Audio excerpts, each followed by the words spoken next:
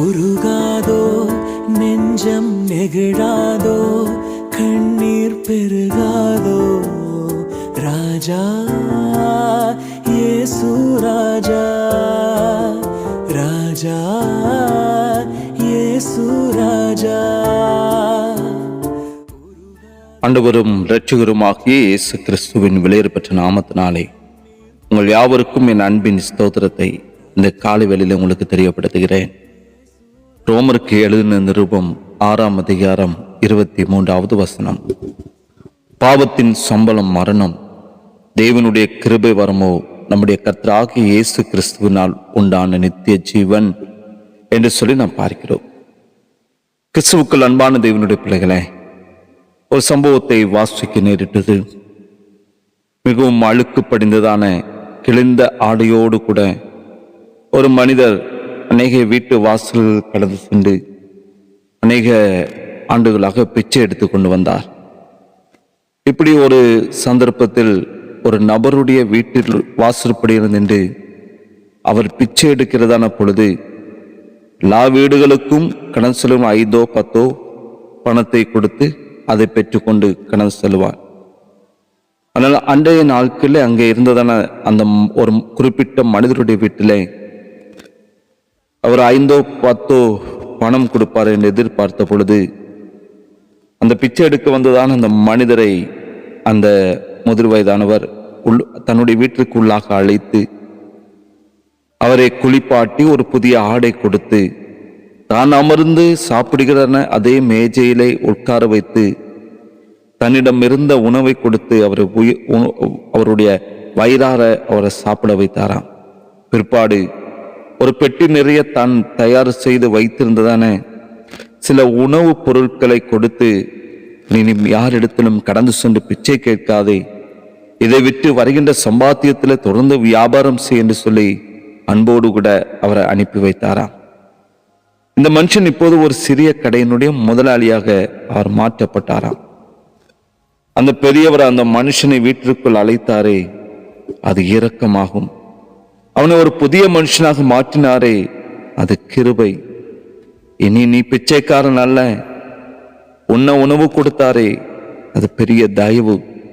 அவன் வாழும்படியான ஒரு புதிய வழியை காட்டினாரே, அது அவன் மேல் காட்டினதான காருண்யம். இந்த மொத்தமும் அந்த பெரியவருக்குள்ளாக ஊற்றெடுத்து உருக்கினதான ஒரு அன்பு அவருடைய உள்ளத்திலே காணப்பட்டபடினாலே அந்த அன்பை அவரிடத்திலே அவர் காண்பித்தார். எதற்கும் தகுதியற்றவர்களாய் காணப்பட்ட நம்மீது ஆண்டவராக இயேசு கிறிஸ்து பாராட்டினதான இரக்கமும் கிருபையும் தயவும் யாவற்றையும் நாம் பெற்றுக்கொண்டிருக்கிறது. நாம் நாட்களில் என்ன செய்து கொண்டிருக்கிறோம்? நம்முடைய பழைய வாழ்க்கையில் செய்த தவறுகளை நினைத்து நாம் வருந்தலாம், பிறகு நாம் வேதனைப்படுத்தப்படலாம். அந்த நேரத்தில் வேத வாக்கியத்திற்கு நாம் தைரியமாகவே திரும்ப வேண்டும். என் பாவம் மன்னிக்கப்பட்டு கிருபையாக மீட்கப்பட்டு இன்று நான் தேவனுடைய பிள்ளை என்பதை அதை ஒவ்வொரு நாளும் நமக்கு சுட்டி காட்டும்.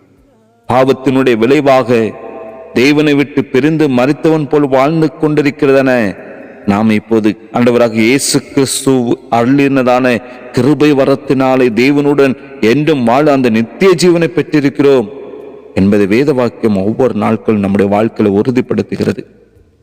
நாம் திரும்பி நம்மை வதைக்கிறதான அந்த குற்ற உணர்வையோ, குட்டுகிறதான அந்த சாத்தானையோ, கேலி பண்ணுகிறதான மற்றவர்களையோ நேருக்கு நேர் பார்த்து நாம் சொல்ல வேண்டும், நான் பாவிதான், ஆனாலும் ஆண்டவராக இயேசு கிறிஸ்து எனக்காக சிந்தினதான அந்த தூய இரத்தம் என் பாவங்களை முற்றிலுமாய் கழுவி என்னை நீதிமானாக்கி இருக்கிறது என்று சொல்லி தைரியமாக சொல்ல வேண்டும். கண்பான தேவனுடைய பிள்ளைகளே, ஆண்டவராக இயேசு கிறிஸ்து மூலமாக நமக்கு அளிக்கப்பட்ட கிருபை வரும் ஒருபோதும் நம்மை வெட்கப்படுத்தாது. ஏனென்றால் அந்த கிருபை ஆண்டவராக இயேசு கிறிஸ்து மூலமாய் நீதினாலின் நித்திய ஜீவனுக்கு ஏதுவாக நம்மை ஆட்கொண்டிருக்கிறது. ஆதலால் நாம் பாவம் செய்த போதும், பிறர் நம்மை வேதனைப்படுத்தும் போதும், அல்லது தனிமையோ வியாதியோ வேறு எந்த நிலைமையோ நாம் எப்படிப்பட்ட சூழ்நிலைக்குள்ளாக கடந்து சென்றாலும் நாம் செய்ய வேண்டியது அந்த கல்வாரி சிலுவையை மாத்திரம் நோக்கி பார்க்க வேண்டும். அங்கே நமக்கு நிச்சயம் ஒரு பதில் கிடைக்கும். அது நம்மை தைரியப்படுத்தும். நம்முடைய வாழ்க்கையில கலங்க வேண்டிய அவசியம் இல்லை. இந்த தேவன் நம்மோடு கூட இருக்கிறார். கர்த்தர் நமக்கு கிருபையாய் நம்முடைய வாழ்க்கையில ஒரு ரட்சிப்பையும் அவருடைய மாசற்ற கிருபையும் தந்து தேவனுடைய பிள்ளைகளாய் வாழும்படியாய் நித்திய ஜீவனுக்குண்டான வழியை காண்பித்திருக்கிறார். அந்த பாக்கியத்தை நினைத்து எப்பொழுதும் கர்த்தருக்குள்ளாக சந்தோஷப்படுகிறார். கர்த்தருக்குள்ளாக இன்னும் அதிகமாக பலனை பெற்றுக்கொண்டு அவருக்கொண்டு வாழும்படியாய் இந்த காலை பொழுதிலே தேவ சமூகத்தில் நம்மை அர்ப்பணிப்போம். தேவ கிருபையும் சமாதானமும் உங்களை ஆளுகை செய்வதாக. ஜெபிக்கலாமா? உங்க நேசிக்கிறதான அன்பின் நல்ல தகுப்பனே, ஆசீர்வதிக்கப்பட்டதான தகுப்பனே, இந்த நல்ல வேலைக்காக நன்றியோடு ஸ்தோத்திரிக்கிறப்பா, ஸ்தோத்திரிக்கிற ஆண்டவரே. எதற்கும் உதவாத தகுதியற்றதான எங்கள் மீது நீர் வைத்ததான நம்முடைய மகா பெரிய அன்பிற்காக, இரக்கத்திற்காக, கிருபை வரத்திற்காக உண்மை நன்றியோடு துதிக்கிற ராஜா. உண்மை ஸ்தோத்திரிக்கிறோம். நாங்கள் அந்த பூமிக்குரிய வாழ்க்கையில இன்னும் அதிகமாக ஆண்டவரே நாங்கள் உமக்கண்டு வாழ எங்களை தெய்வ சமூகத்தில் அர்ப்பணிக்கிறோம்.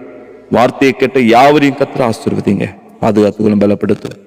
ரட்சகர் இயேசுவின் நாமத்தில் ஜெபிக்கிற நல்ல பிதாவே, ஆமேன், ஆமேன். ராஜா இயேசு ராஜா, ராஜா இயேசு ராஜா. உருகாதோ நெஞ்சம் நெகிழாதோ, கண்ணீர் பெருகாதோ. ராஜா இயேசு ராஜா.